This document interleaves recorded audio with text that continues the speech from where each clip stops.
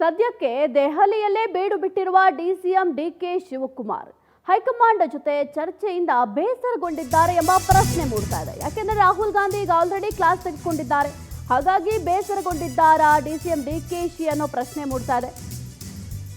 ಸದ್ಯಕ್ಕೆ ದೆಹಲಿಯಲ್ಲೇ ಇದ್ದಾರೆ. ಮಾತುಕತೆಯ ಬಗ್ಗೆ ಡಿಕೆಶಿಗೆ ಅಸಮಾಧಾನ ಉಂಟಾಗಿದೆಯಾ?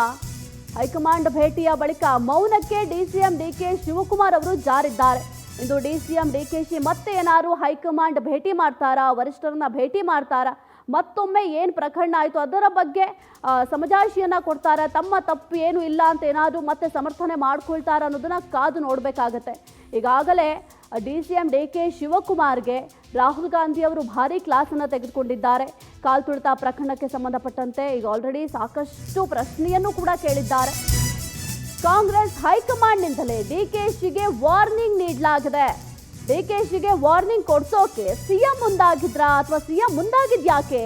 ಕಾಲ್ ತುಳಿತ ವಿಚಾರದಲ್ಲಿ ಡಿಕೆಶಿ ನಡೆಗೆ ಬೇಸರವನ್ನ ಸಿಎಂ ವ್ಯಕ್ತಪಡಿಸಿದ್ರು. ತಲೆದಂಡಕ್ಕೆ ಬದಲಾಗಿ ವಾರ್ನಿಂಗ್ ಕೊಟ್ಟ ಹೈಕಮಾಂಡ್. ಕಾಂಗ್ರೆಸ್ ಹೈಕಮಾಂಡ್ನಿಂದಲೇ ಡಿಕೆಶಿಗೆ ವಾರ್ನಿಂಗ್ ಕೊಟ್ಟಂತೆ ಕಾಣ್ತಾ ಇದೆ. ಡಿಕೆಶಿಗೆ ವಾರ್ನಿಂಗ್ ಕೊಡಿಸೋಕೆ ಮುಂದಾಗಿದ್ಯಾಕೆ ಸಿಎಂ ಎಂಬ ಪ್ರಶ್ನೆ ಮೂಡ್ತಾ ಇದೆ. ಇನ್ನು ಈ ಕಾಲ್ ತುಳಿತ ಪ್ರಕರಣಕ್ಕೆ ಸಂಬಂಧಪಟ್ಟಂತೆ ಹೈಕಮಾಂಡ್ ಈಗಾಗಲೇ ಡಿಸಿಎಂ ಡಿಕೆ ಶಿವಕುಮಾರ್ಗೆ ವಾರ್ನಿಂಗ್ ಅನ್ನ ಕೊಟ್ಟಿದೆ. ಸಿಎಂಗೂ ಕೂಡ ಡಿಕೆಶಿ ನಡೆ ಈ ಪ್ರಕರಣಕ್ಕೆ ಸಂಬಂಧಪಟ್ಟಂತೆ ಭಾರಿ ಬೇಸರವನ್ನು ಕೂಡ ವ್ಯಕ್ತಪಡಿಸಿದ್ರು. ಅಂದರೆ ಭಾರಿ ಬೇಸರ ಕೂಡ ಇತ್ತು ಅವರ ನಡೆಗೆ.